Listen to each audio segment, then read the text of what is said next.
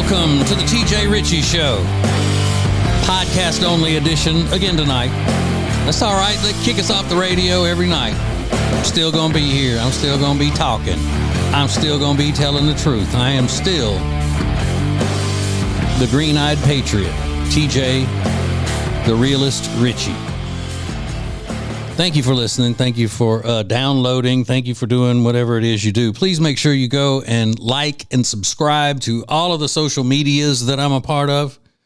I would appreciate it so much.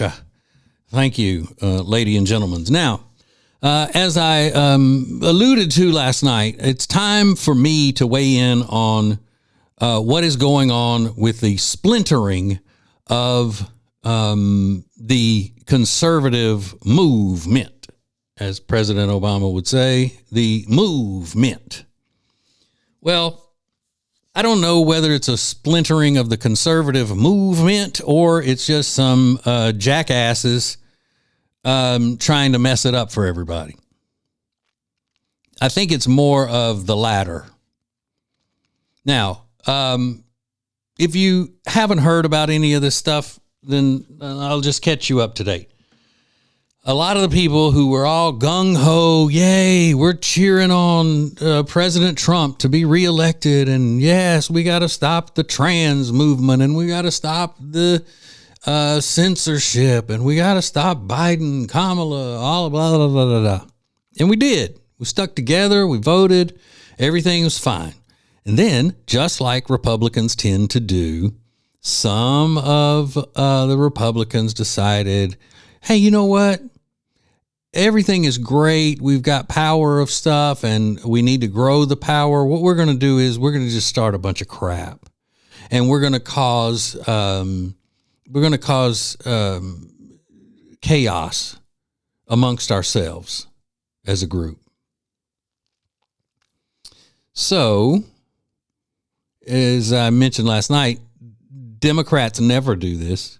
Democrats will stick together and do whatever it takes to make sure that they are all in line with each other as a party.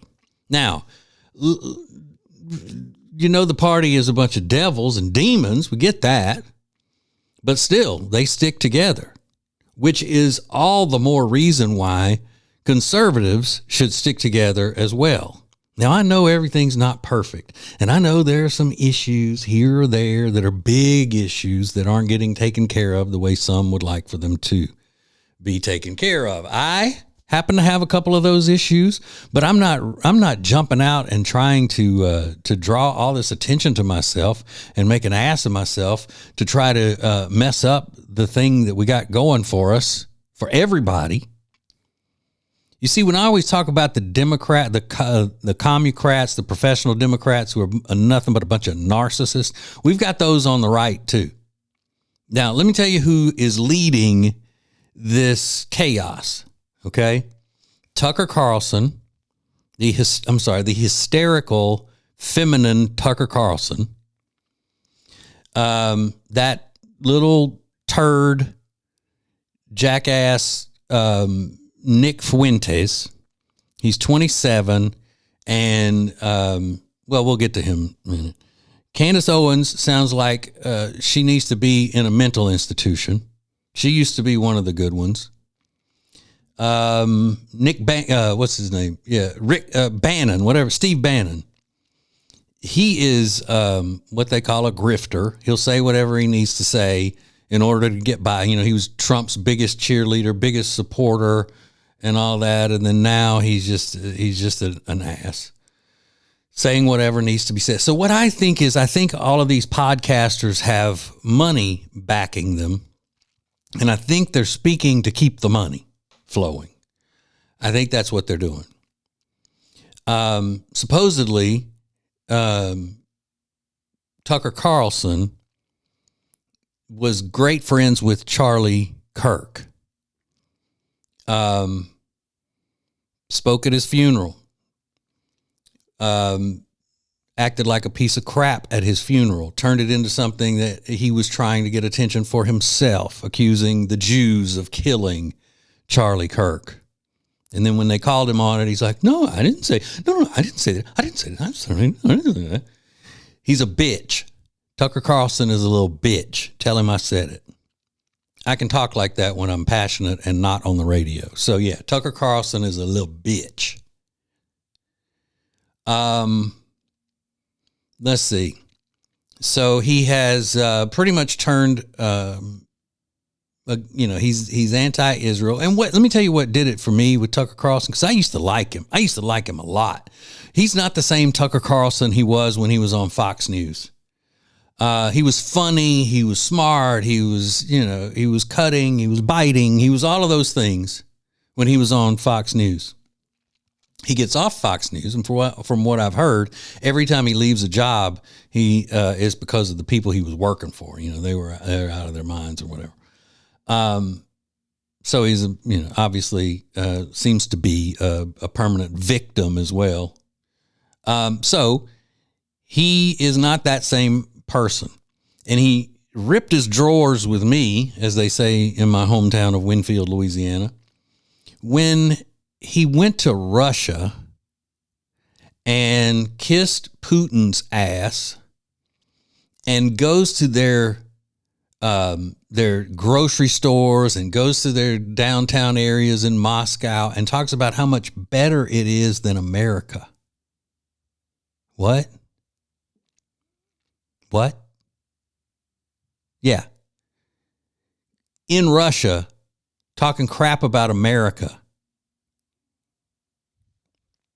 Does that sound like an America First person? Because I think he claims to be America First. All right. So all of this really boiled over when Aunt Tucker, is what I call him because he acts like everybody's hysterical aunt, Aunt Tucker. Well, how do you not know what the population of Iraq is? How do you not know what the population of Iran is? You want to go over there and bomb them? You want to bomb them? Why do you not know how many people live there? Why? Seems like you should know that. Look, I am not accusing him of being on meth. I'm not. I know he's not on meth, but he acts like he is, in my opinion. He acts like a person that's tweaking. Okay. So it all came to a head when he had the little dipshit Nick Fuentes on. And I shouldn't be calling him names because I'm about to criticize him for cussing all the time. So that's a little hypocritical of me. He's just a loudmouth troublemaker, starved for attention. He's a little fella. I'm short too, but I don't act like it. I don't act like I just need attention. He seems like the type that got picked on all through school. And then he got a microphone and some people listening, and he could say some shocking things that got him some attention and got him a bunch of followers. And now he's making a ton of money on the internet. You know how when you go to school with a nerdy guy who gets picked on and stuff in the small town, and then he becomes a cop. So now he's got a badge and a gun, and then he, gets a different attitude with everybody, even the people who didn't bully him in high school. That's the way this little Nick Fuentes fella is. He's only 27. So try to, understand him a little bit. But I mean, he says things like Hitler was cool, and I understand where he's, and whether he believes it or not, it's just stupid and uncalled for, and nobody should take him seriously. He gets on his podcast. He says things that are edgy, that are racially based, and he says things that get people all twisted out of shape. Like I appreciate Hitler and what he did, and all of these kinds of. He actually said that on Tucker Carlson's show, and Aunt Tucker let him keep going. Aunt Tucker put him on the show to platform him, as they say. So gave him a voice. And, Aunt Tucker would just be saying things like, well, I mean, I interview people. I'm interested in people. I just interview them. I interview them, and they can say, what they want to say. It doesn't mean I believe them. Doesn't mean that I agree with them. Doesn't mean that I think that their ideas are things to be followed or anything. It just means that I'm curious. I'm a curious person. I'm an interviewer. I interview people. And you're like, okay, stop tweaking. But he knows that's a bunch of crap. So this little Fuentes fella, somebody, needs to take belt to ass on him in the parental sense. I don't know about his home life. I don't know whether he can fight or not. I don't know whether he had to learn to take care of himself because he was such a smart ass. I don't know. But I know that somebody should bend him over their knee and give him a good whooping. So Tucker has him on. They laugh it up. And now you got your Marjorie Taylor Greene out there being on The View and talking crap. I mean, she's just I appreciate the fact that she's a Republican vote in the House, and I would rather have her than any Democrat, but still, why can't you just mind your business? If you've got issues, take care of your issues or try to get them taken care of out of the public eye. Don't air the Republican dirty laundry in public, but they can't do it. You know why? Because they don't know how to act. Tucker Carlson was raised as an elite. His dad worked for Ronald Reagan. His family is the Swanson family of the Swanson frozen foods fortune. He went to the finest schools. He wore a uniform to school probably. And he's just a brat. He's an absolute brat. All these people are. They throw tantrums. Marjorie Taylor Greene throws tantrums like a little brat. So does Tucker Carlson. He's hysterical. And, well, I'll do what I want to do. I'll say what I want to say. I'll do what I want to do. I'm the Addams Family. You get that reference? They do what they want to do. Say what they want to say. Live how they want to live. It's the Addams Family. So he's one of those. And they're all just, they're smart. Maybe not Marjorie Taylor Greene, not so much that she's smart, but Tucker has a high IQ, I'm sure. And I'm sure Nick Fuentes has a nice IQ. Obviously, Candace Owens does.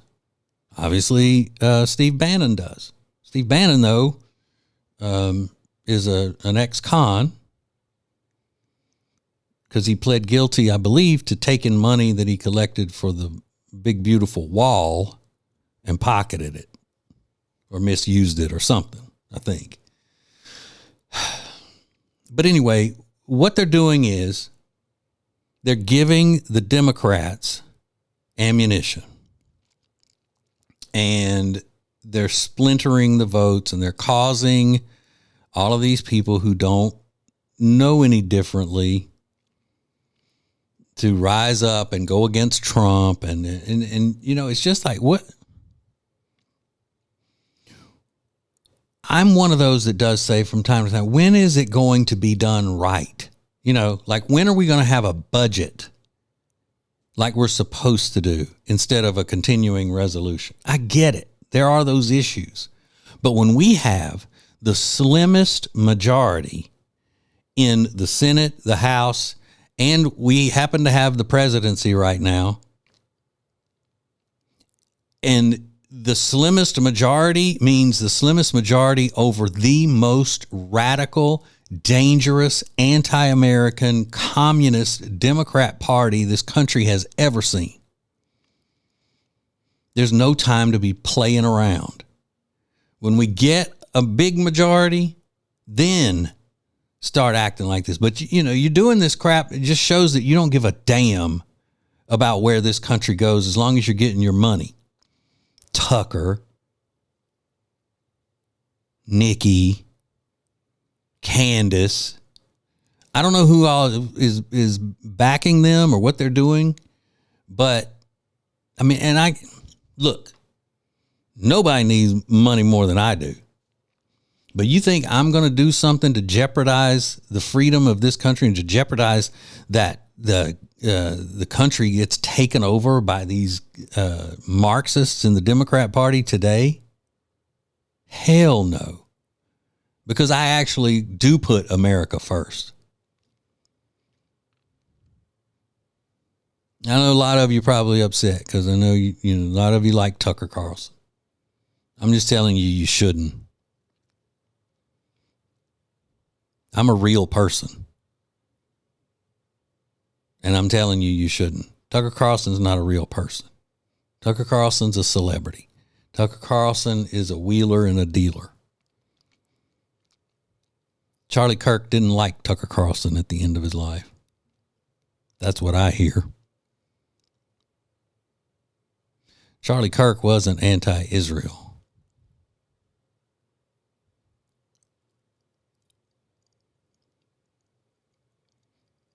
Now, there are some people in the conservative movement who are pretty important, that are not necessarily big fans of funding for Israel. They don't understand, or they don't think that what we get out of Israel is enough for what we send to them or give to them, which is wrong. We do. We get plenty from Israel. But they're not out there trying to rip the party apart just for the sake of it. One of those guys is Matt Walsh. Matt Walsh, who happens to be my second favorite podcaster. I'm my first favorite podcaster, but Matt Walsh is my second favorite podcaster. And he's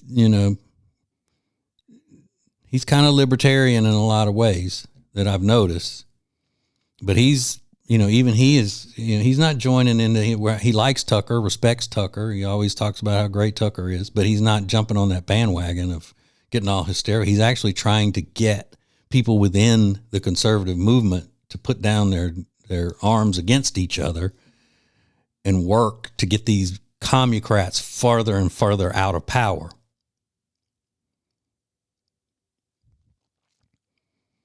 But,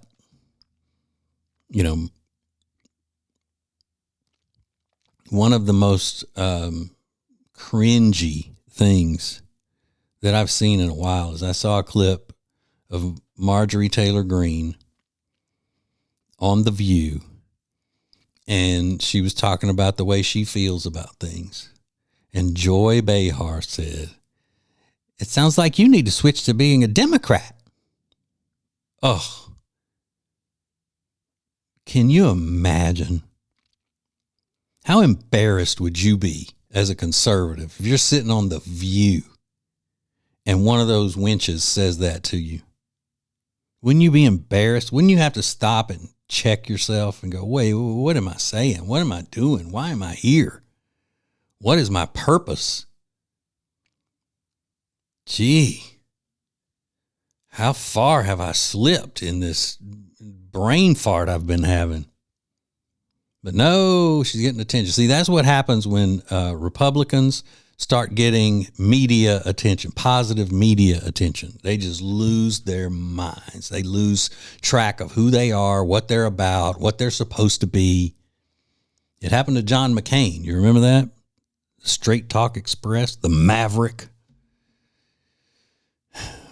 Media pumping him up during the primaries against all the conservatives and all that. And then as soon as the general election came around, they just hammered him because then he was going against Obama. So Rush Limbaugh used to always say that the media can't break you if they didn't make you. If the media made you, then they can break you. So with these Republicans letting the media make them now into something they think is special, the rug will be pulled out from under them soon. Those women on The View can't stand Marjorie Taylor Greene. I guarantee you. I guarantee you. Okay, today is election day, and the biggest election going on in the country everybody's paying attention to is the mayoral election in New York. So we'll get into that, discuss it, flip it, smack it, rub it down. Oh no, coming up next.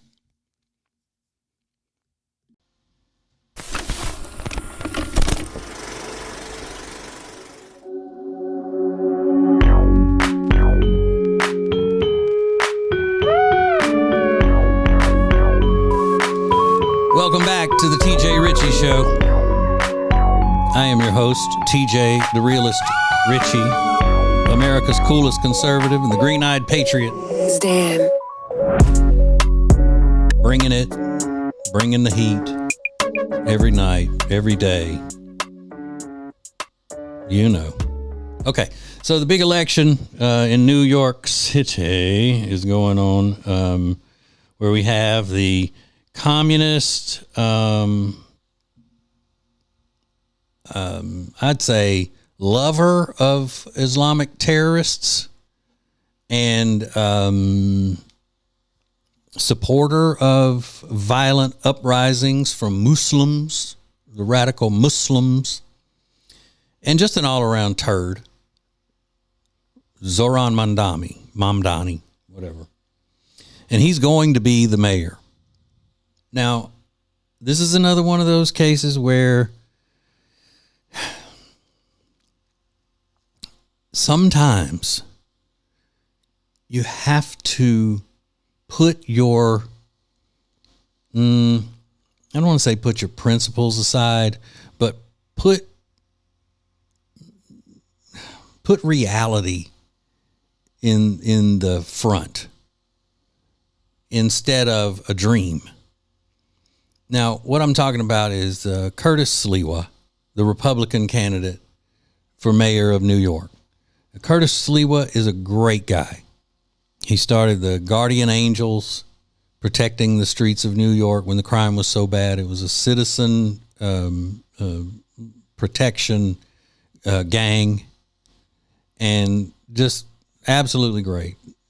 New York City talk show host for years. No doubt he would be the best choice for governor of New York of either of these three candidates: Mamdani, Cuomo, and Sliwa.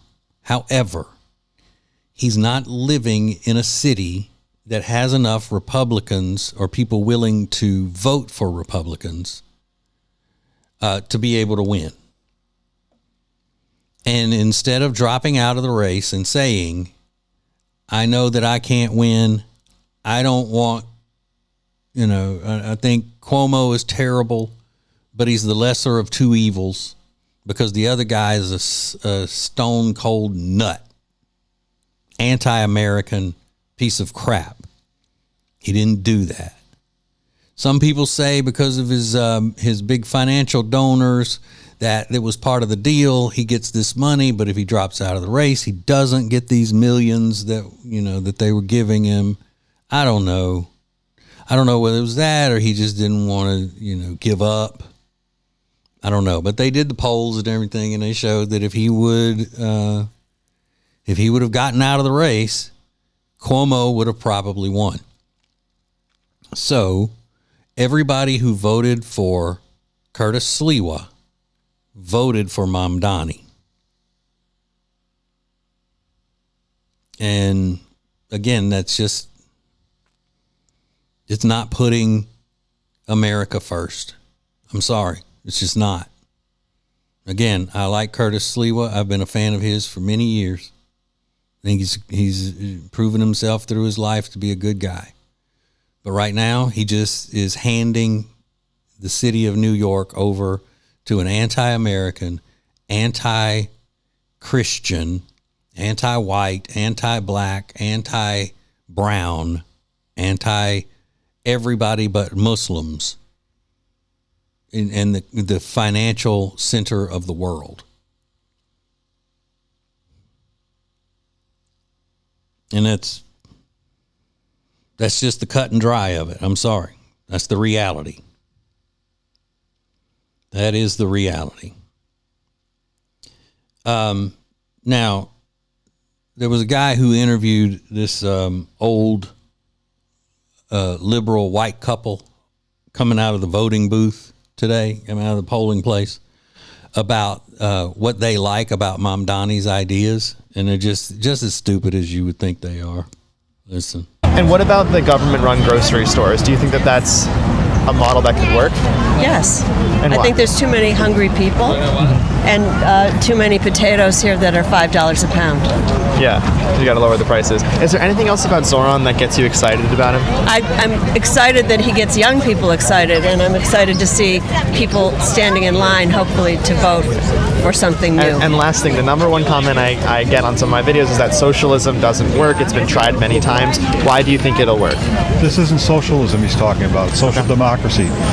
You know, government should work to encourage people to thrive and be successful. Everybody thrive. It shouldn't be a matter of it should be equality, not supremacy. It should be a matter of bringing everybody up and not just having a few people with entirely too much money and too much decision. Okay, so too much money. There's too much money.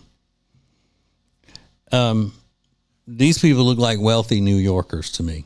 And it looks like they're out there buying moral authority. They look like two college professors. They're ridiculous. And obviously, they're either lying to make themselves seem like they care, or they're stupid. Because you don't get to be as old as these people and still think that socialism is going to work in a free society. It's just not going to happen. Sorry, I'm having to play all of the sound bites and stuff out of my phone because of the system that I've got hooked up here. But I had all these quotes from Dr. Thomas Sowell. And one of them had to do with socialism. It says, the history of the 20th century is full of examples of countries that set out to redistribute wealth and ended up redistributing poverty. And that's what's going to happen in New York. And they know it. They know it. Anybody behind this monstrosity called the Mamdani financial plan knows that it's not going to work. It'll work for the powerful. It'll enrich them just like it always does. But for the people of New York, they know that they're just going to be spreading poverty equally, because that's what socialism and communism do. He's another one that needs to be thrown over somebody's knee and whooped. Just a good old-fashioned belt across his butt. Mamdani. And then it's come out like some radical Muslim Islamist saying that Mamdani was bought and paid for and belongs to these extremist Muslim groups because they're taking over New York. Surprise, surprise. Surprise, surprise. I mean, this guy doesn't know his head from a hole in the ground when it comes to governing. He's just a sloganeer. He's, tries to run out and play Billy Badass all the time. And he's just a little wormy, wimpy, fake shell of what's supposed to be a man. And these idiots in New York just voting and voting and voting for him. Going to make him the mayor. Yeah, and I said idiots. I get why the Muslims in New York are voting for him, because they want to change New York into the broken down third world that they left. For some ungodly reason, they want to go back to that. And then any of these just normal American citizens that voted for him, the only thing that you can say about them is that they're just stupid. Absolutely stupid.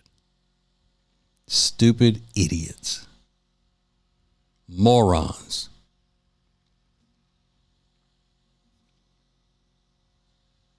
And you know what? This is where somebody's stupidity ends up negatively affecting the rest of us.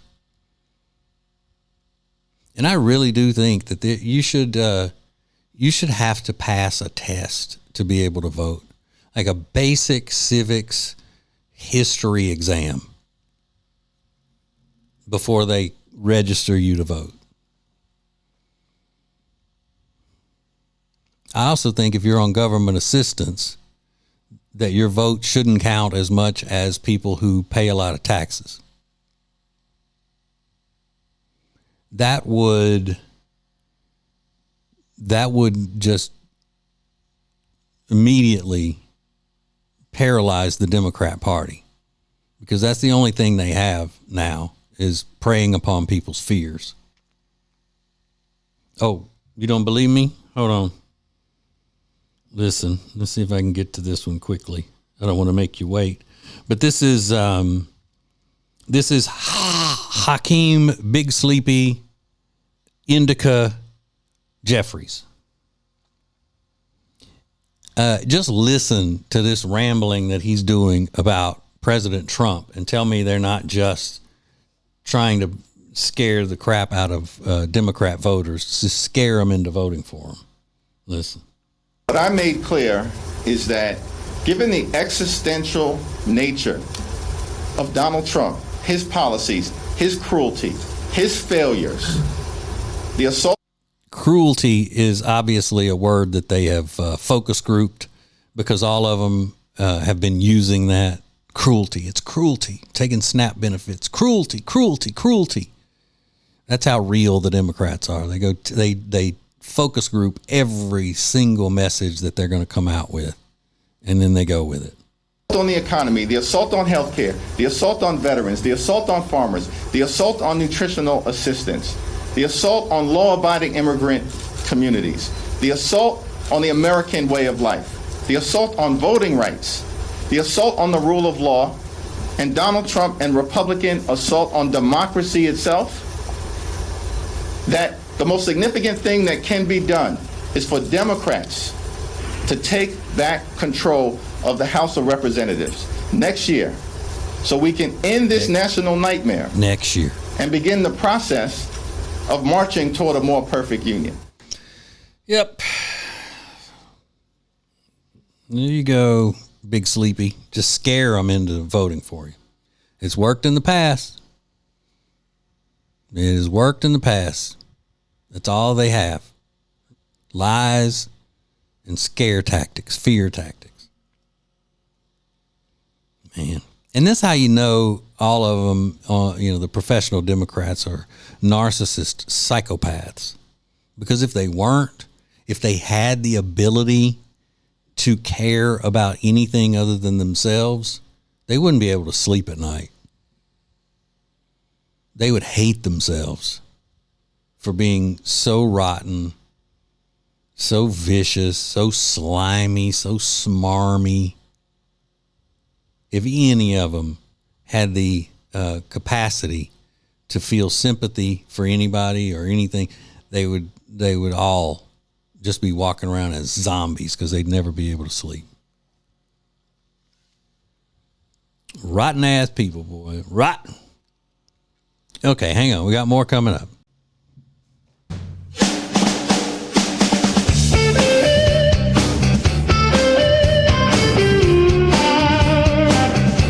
Here we are back with the TJ Ritchie Show and America's coolest conservative. That's me. That is me. All right, ladies and gentlemen, brothers and sisters.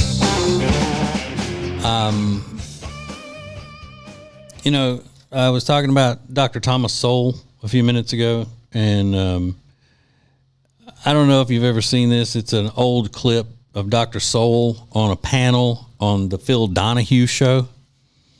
And he's talking about welfare and what welfare does to communities.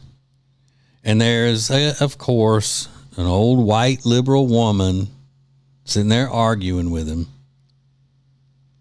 That's the way it always is. These rich white liberals always think they know what's best for black people.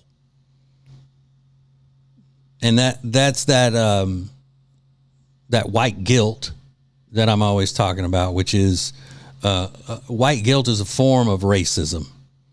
It's saying that black people are so downtrodden, then they wouldn't be able to do anything to improve themselves if it weren't for the charity of the mighty whitey liberal bending down to help them up. So here it is. This is Dr. Thomas Sowell from the Phil Donahue Show, probably early 80s is when this took place. Listen. Wait. I didn't start it. To fail. What the welfare system and other kinds of governmental programs are doing is paying people to fail. Insofar as they fail, they receive the money. Insofar as they succeed, even to a moderate extent, the money is taken away. Because we look at the level around us that it takes us to have No, a that's fairly not decent why. level. No, that's not why. I may have all sorts of expectations. The question is, what can I do? If someone else is subsidizing my expectations will be far higher. Insofar as the Center for Advanced Study was subsidizing my expectations a few years ago, I refused to work at UCLA for the normal full professor's salary. Why should I when I can get the same money for being at the Center for Advanced Study with no hours, no duties, and no classes? Cut off welfare tomorrow. What will they do? What will be their immediate response? At what price to their small children and to their middle-aged children? Yes, they'll get a job. In fact, the statistics show that women, in fact, are the most successful through the employment program. Either the individual woman has to earn enough money to be able to pay privately for her daycare, or in fact she is, quote, subsidized through this insidious corrupting set of programs run by the federal government, which in fact makes her employable and a taxpayer. It's an interesting notion of trying to get people in a productive mode. Tom Sowell. It's incredible the way you start the story in the middle, as if there's a predestined amount of poverty, a predestined amount of unemployment, and that the welfare system is not itself in any way responsible for that. There is a predestined 20% of the bottom half of the population. I have never also true that 20% of the bottom population doesn't have to be living on the government and ruled by the government. You mentioned, for example, the female-headed household. Many of those, in addition to the grown woman who has all the kids, are teenage pregnancies. There's not a predestined amount of teenage pregnancy. I grew up in an era when people, and particularly blacks, were a lot poorer than today, faced a lot more discrimination than today, and in which the teenage pregnancy rate was a lot lower than today. I don't believe there is a predestined amount of teenage pregnancy, a predestined amount of husband desertion. Gutman has done a study of the black family, showing that this whole notion that the black family has always been disintegrating, that is nonsense, that his studies go up to 1925, the great bulk of black families were intact, two-parent families up through 1925, and going all the way back through the era of slavery. So it is now only within our own time that we suddenly see this inevitable tragedy which the welfare system says it's going to rush in to solve, but which it is itself a part. We're talking about a very small group. We're talking about 12% of the families are not intact. That's right. That's a small number. But We're not of those on welfare. We're still talking about a significant component of the bottom 20%. Okay, here's how much things have changed. Black families now, 70% of black children, black babies, are born into single mother households. So whether someone is black or white or whatever color they are, when they are dependent upon handouts from the government, it makes them dependent upon the government. So it is an impossible concept for a woman to stand up and say, I'm a strong, independent woman, and then say, I'm going to the store with my EBT card. You're not independent. You are dependent upon an oppressive government state. And that's why if you are on any type of welfare, food stamps, EBT, SNAP, whatever you call it now, you are expected to live up to your end of the bargain. And your end of the bargain is voting Democrat. Plain and simple.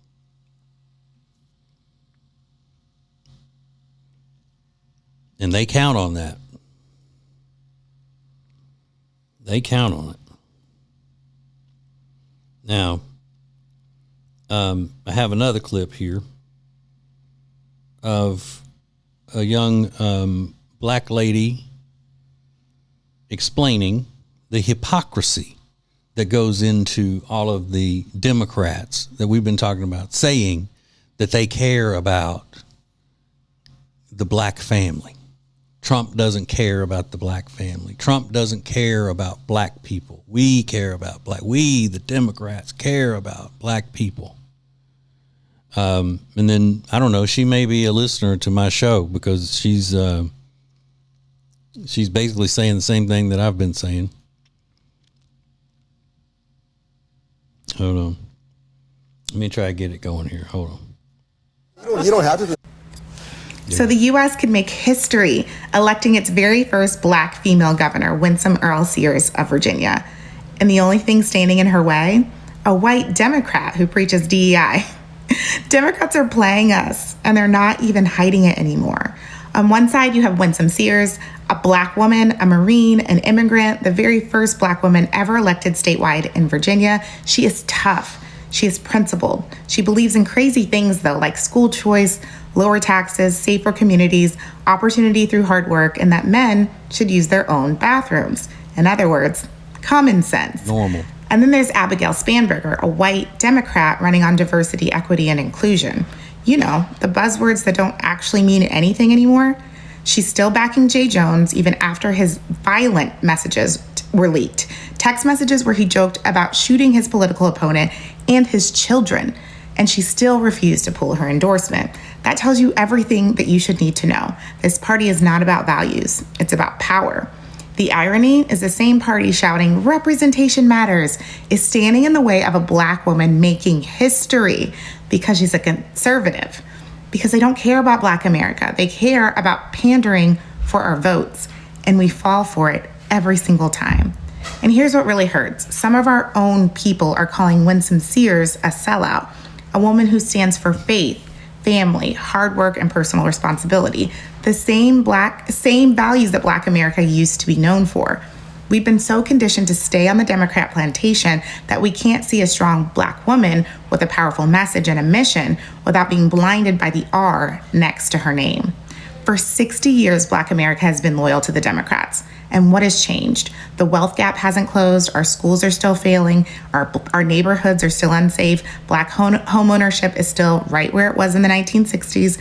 We've been promised progress, but all we've gotten is dependency and empty symbolism. They celebrate diversity only when it comes to obedience. They'll praise you only if you stay loyal to the party, no matter how outrageous the party has become. But if you dare think for yourself, they'll destroy you. That's not empowerment, that's control. Stop letting them control you. And please make common sense common again. So she brings up a good point in that, look, I have known and been close to a lot of black people in my life. I know you're not supposed to say that. That makes you a racist. You know, some of my best friends are black, but I don't care what you think. If you think that my telling you that I've had a lot of black people in my life is racist, then go to hell. I don't care what you think. And I always tell people I didn't grow up in a diverse area. I grew up in central Louisiana, and it wasn't diverse. It was 50% white, 50% black in the little town I grew up in. I think now it's probably more like 60-40 black to white. I'm not sure. But my point is that I've grown up with black people. And I've never had an issue with anybody thinking that I was a racist, anybody ever accusing me of being a white supremacist or any of that. But all of the black people that I've known growing up and since I've been an adult, not a single one of them would agree with the trans movement. They would not agree with men going into the locker room with women and little girls. They would not agree with most of the stuff that this lunatic base of the Democrat Party is for now. They just wouldn't. Every black person I know is a Christian. And they wouldn't go in for all that. They don't. Yet, the Democrat Party has such a hold on the hearts and minds of black people in America. They go along with it. They still support it. The same people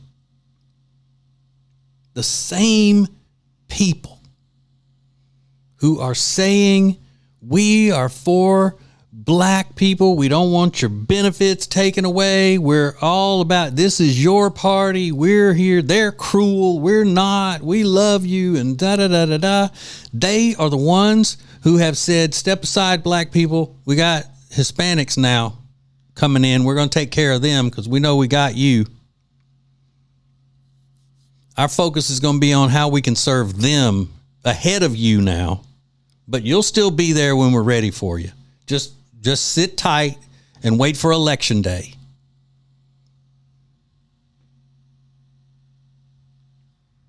And you got to be obedient to them. That's what the Democrat Party requires, is complete obedience, or they will ruin you.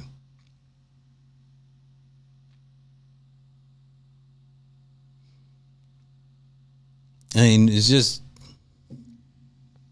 mind-boggling that in 2025, that's still the way it is. But it's because of all of the years of conditioning black people to think that they're going to starve and die and be, as Joe Biden said, they're going to put y'all back in chains. Huh? Talking about Mitt Romney, if I remember correctly, that was during that election.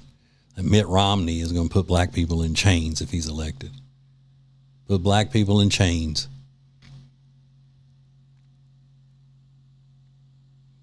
That's why whenever there's a black person like this young woman here that has seen the light, I want to broadcast it to everybody I can. I want to put them on a pedestal and let them just shout. I'm so desirous of more and more black people understanding what the Democrat Party is really about and how the Democrat Party is against them. It's not even that they're not for them like they say they are. They're against them. The Democrat way of life is worse. It makes black people's lives worse. It makes white people's lives worse. It makes Hispanic lives worse. The Democrat Party is the party of destruction. They ruin everything that they leave in their wake. Everything. They screw it all up. Name one thing the Democrats have done in the past 25 years that has made America better for the long run. It's a proven fact that cutting taxes is good for America. Democrats won't do that. And if Republicans come along and they want to cut taxes, the Democrats make sure that they put an expiration date on the tax cut. Oh, no. Hiring and paying police officers more to maintain order in the streets and make it safer for people to go and live their lives in freedom. No, they don't do that. They stand in the way of that. Schools. What have Democrats done to make schools better? Poured money on top of money on top of money, and what happens? Every year the schools get worse. Every year the test scores get lower. Every year schools get more dangerous. Every year schools put more teachers in classrooms who are complete and total psychos. protected by the most powerful union in America, the teachers' unions, Democrats. Without exaggeration, Democrats have done zero for this country to make it better. Zero. We just had 4 years of a Democrat presidency, not Biden presidency, because he wasn't doing anything in there. He wasn't calling any of the shots. But those professional Marxist commucrats running things had 4 years, and look what they look how much damage they did in 4 years.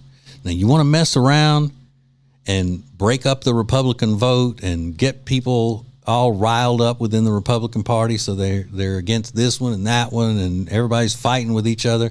You want to mess around and put the Democrats back in charge to see what damage they can do in another 4 or 8 years? I don't. And anybody who continues this crap is anti-American themselves. Tucker Carlson. I don't even know that Nicky Fuentes was ever pro-American. He just seems like, like I said, a little nerd that's gotten a little bit of respect and an ego where he's walking around with his chest out all the time. It's a mess, y'all. It is a mess. Okay, why are the medical students in Michigan being called racists? I guess we'll find out next.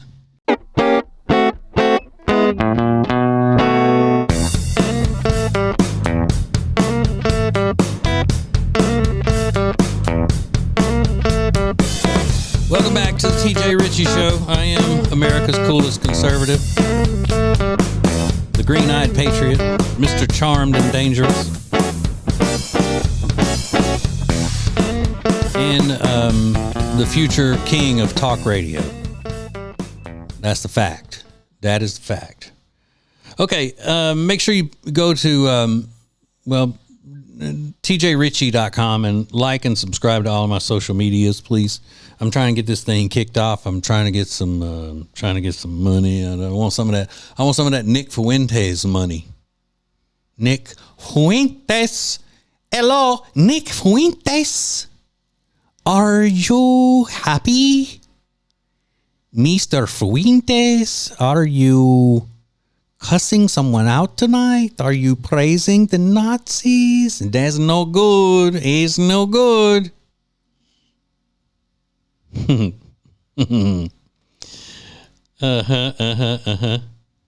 Okay. This is the story of Central Michigan University. This is from Libs of TikTok. She posted this. It says Central Michigan University is apparently teaching white medical students that they're racist and they should admit to being racist to their black patients. We reached out to the university and they declined to comment. So, why does Central Michigan University hate white people? Okay, so this is the anti-racist actions during clinical encounter. All right, so this is from the med school. Okay, it says, admit to being racist, more likely to do harm when you deny racial biases. Reflect, pause, heighten racial consciousness, challenge racism. Okay, so the first one was admit. The second one was reflect. The third one, name an identity. Name and identify racism to challenge it. And learn. Learn the history of racism in medicine to avoid perpetuating it. And then there's another form here that someone has attached. It says, Anti-Racism Every Day. A guide for white folks to commit to anti-racism.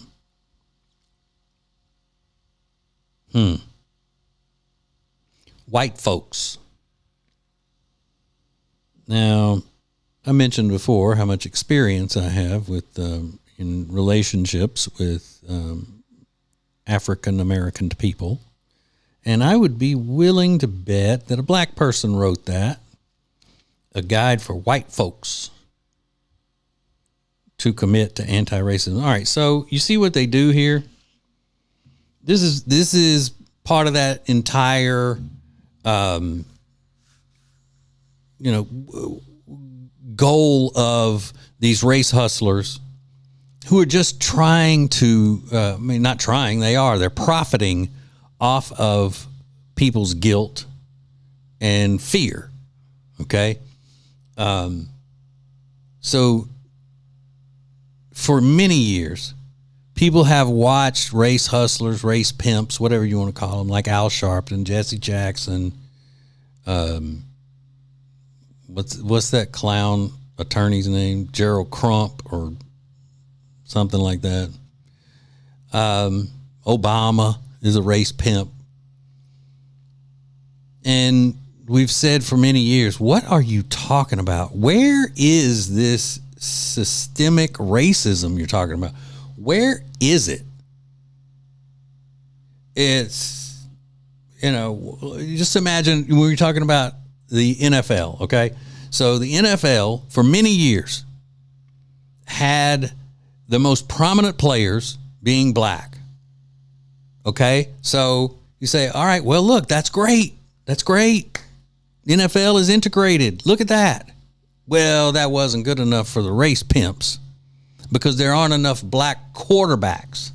So then for years, we had to go on and on and on about we need black quarterbacks. The lack of black quarterbacks shows the racism in America still, and blah, blah, blah, blah.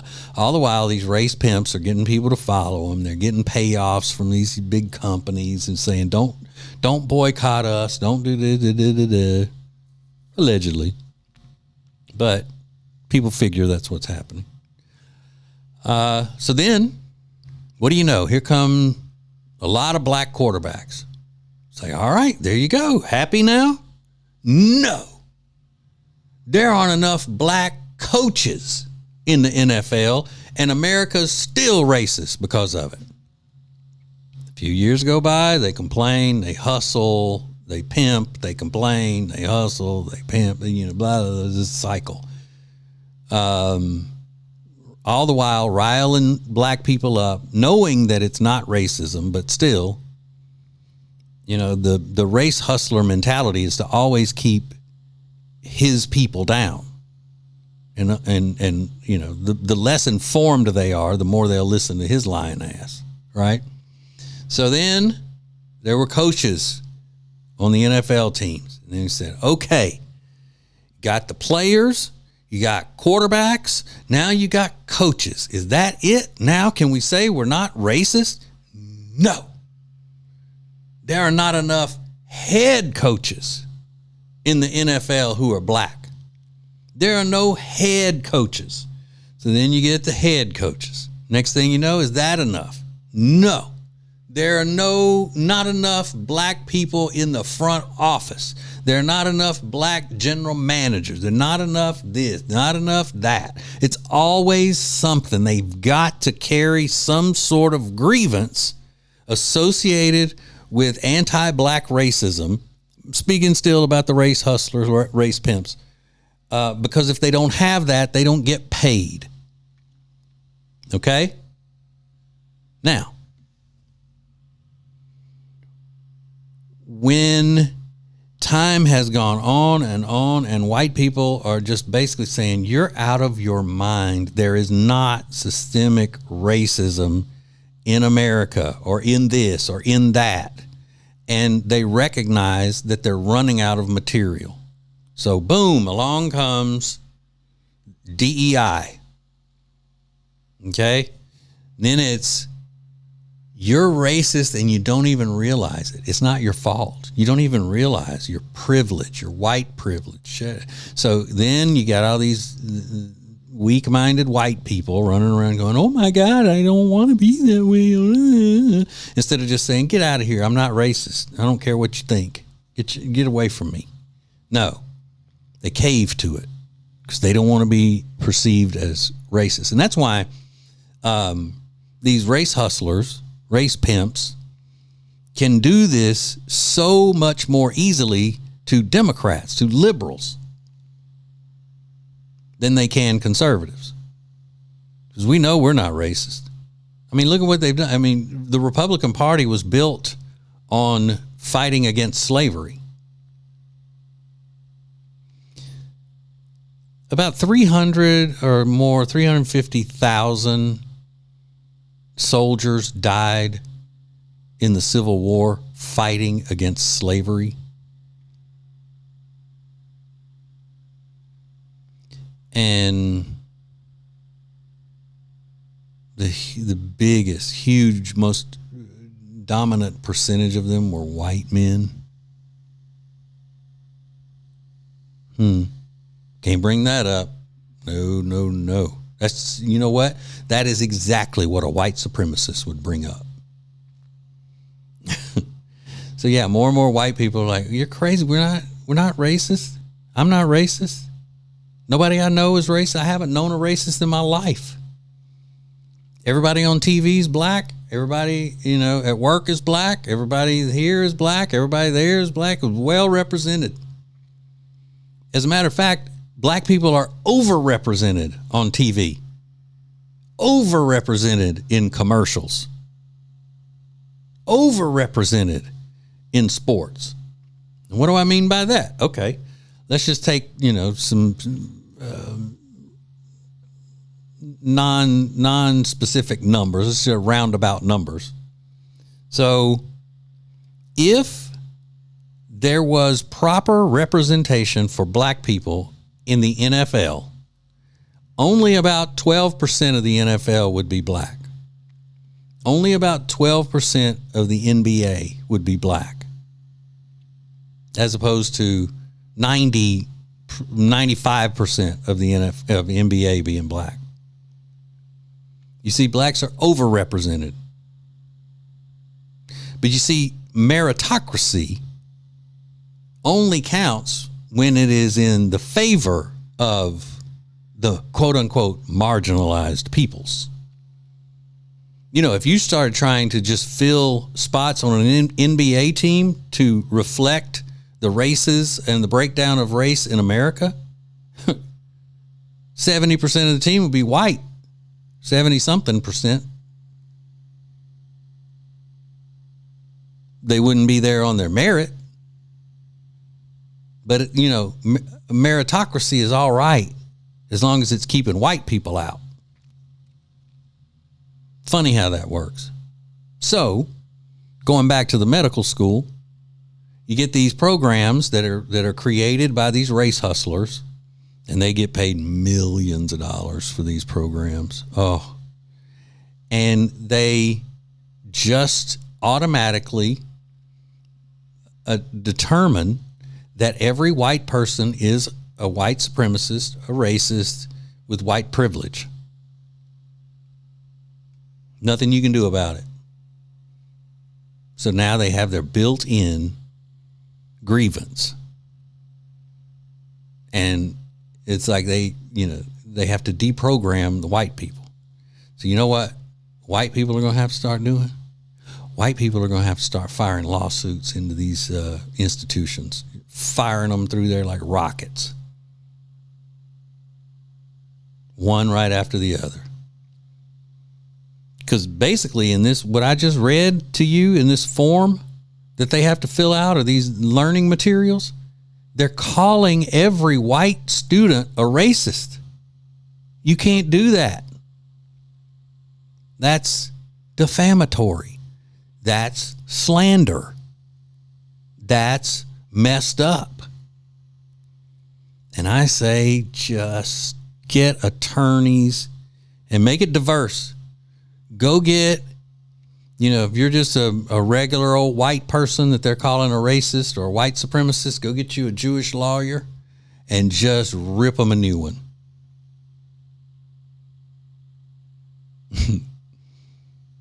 Do it. We got to stop this mess. We got to stop these low-life snakes that are preying upon people's ignorance and sympathies. Well, first of all, we got to stop having the sympathies. You know you're not a racist, so stop acting like one. Stop giving them the benefit of calling you a racist and going along with it. If you don't go along with it, then so what if they think you're a racist? They think you are anyway, so to hell with it. If I'm a med student and I get this thing and it says first thing you need to recognize that you're a racist and you need to admit that you're a racist, I'm going to say, hey, screw you. I'm not doing that. I'm not admitting I'm a racist because I'm not one. You can go kick rocks. Oh, well, you're a racist for not going along with it. Well, so there we go. I'm even. I'm a racist if I do. I'm a racist if I don't. See, that's my point. That's what they do. They put you in this box where whichever direction you move, you're going to get called a racist. I mean, and this is not new. It's the same thing with, somebody calls you a racist. You go, I'm not a racist. I have close friends who are black. Oh, so you have friends that are black. Well, that's what racists say. And then if you say, well, I'm not a racist, but no, I don't have any black friends. Oh, you don't even have black friends, racist. So it's just a silly, shady game that they play. And we got to stop playing the game. Just tell them, to go pound sand, kiss your butt, whatever. You're not a racist. Don't admit to being something that you're not just to get them to leave you alone. Screw that. All right. That's it for tonight. Thank you so much for listening. Remember, tjritchie.com. Like and subscribe to all of my social medias, please. And I think I will be back on the radio tomorrow night, Wednesday night. Yeah. Okay. See you then. Thanks a lot. God loves you, and ain't nothing you can do about it.